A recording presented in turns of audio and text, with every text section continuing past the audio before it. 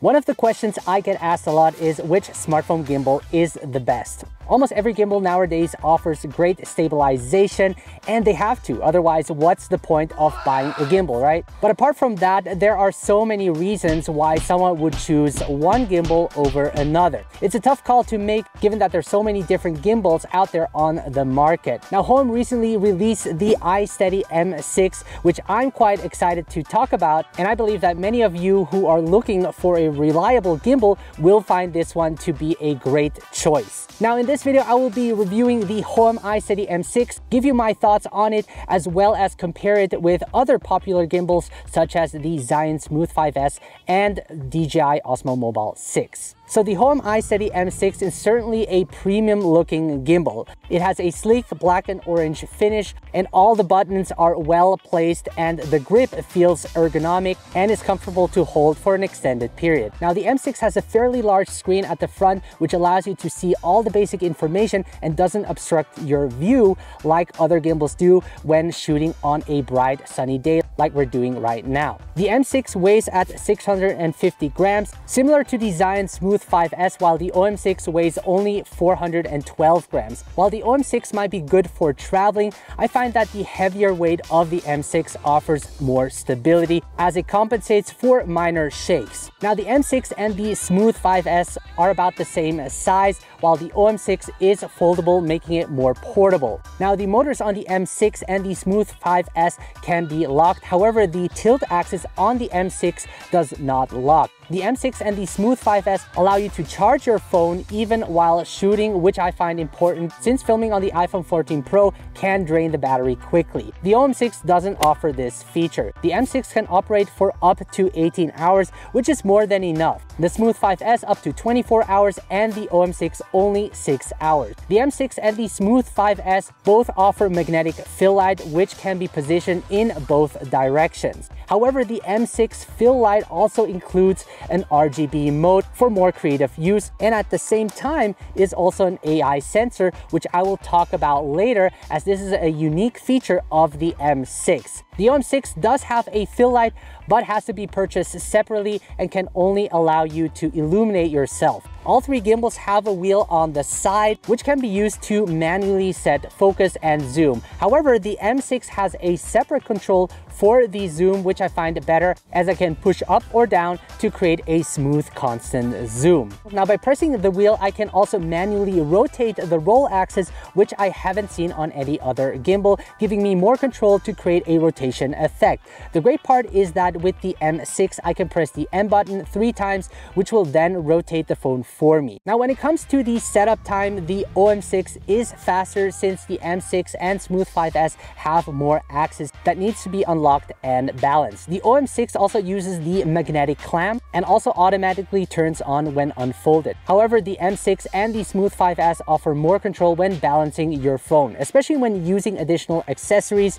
you can achieve more accurate balance. Also, the phone clamp on the M6 and Smooth 5S are built in and more robust, meaning that it can support thicker phones and cases. The M6 also offers 4 1/4 screw holes to mount various accessories, while the Smooth 5S only has 2 and the OM6 only 1. When it comes to payload, the M6 can support up to 400 grams, the Smooth 5S 300 grams, and the OM6 290 grams. What I often like to use is a variable ND filter to achieve a natural looking motion blur. Also, if you want to modify the look of your video by using an anamorphic lens, for example, which can also be pretty heavy, the M6 and the Smooth 5S can easily support it. Now, if you're looking for a gimbal that gives you the highest payload, the M6 would be the better option. All gimbals support vertical shooting, but it's faster on the OM6 as you can use the buttons to quickly switch orientation. On the M6, you can either position it in a certain way, but you will have to maintain that hand posture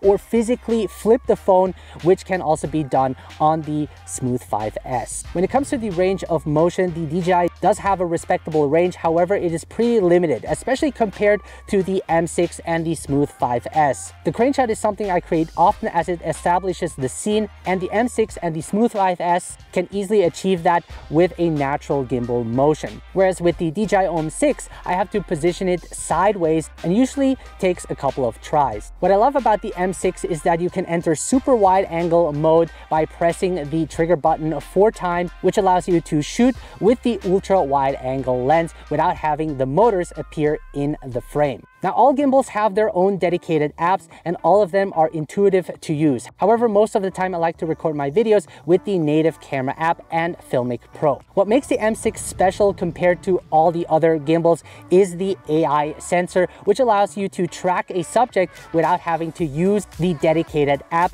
like other gimbals require. This means you can use the tracking feature with any app such as the native camera app and Filmmaking Pro, which I use most of the time. With a simple hand gesture, I can activate tracking and it will follow the subject accurately. What's even better is that I can adjust the position of the subject in the frame for a better composition. Also, for solo mobile creators who film themselves a lot, this certainly can add more dynamic to your videos. And of course, if you are a live streamer, this will be of great value. Another advantage the M6 has over the other gimbals is that you can create motion time-lapse without having to use the dedicated app, which is great because I like to use Filmmaking Pro as this gives me more control and I can achieve a higher quality time-lapse.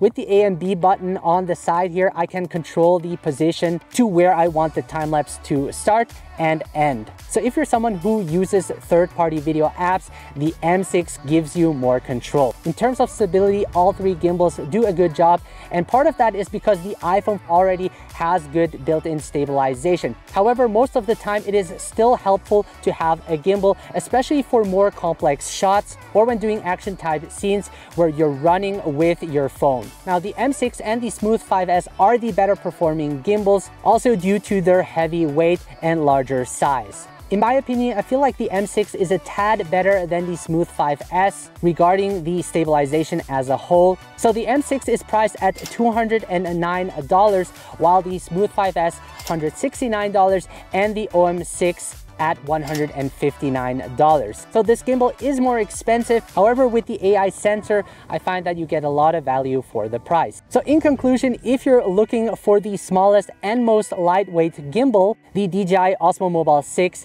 is your best option. However, if you're someone who does more advanced shooting, uses accessories to get the most out of their video, and doesn't mind having a larger and more robust gimbal, then the M6 and the Smooth 5S are the best choices. I will go for the M6 due to the higher payload capacity and the option to build a whole rig around it due to the available 1/4 screw holes. Also, the M6 has some great advanced features such as the AI tracking sensor, which allows you to track your subject without having to use the gimbal's dedicated app. I also appreciate the motion time-lapse feature, which again isn't dependent on an app. Now, you will have to ask yourself what your shooting needs are, as you might have your preferences. All in all, the M6 has performed very well and I'm quite happy with the result. Now, let me know what you think about the Hohem iSteady M6. And if you're interested in learning more, I do have an online course that teaches you everything I know on how to film professionally on your smartphone. I will leave a link to it in the video description below. Okay guys, thank you so much for watching and I'll catch you guys the next time.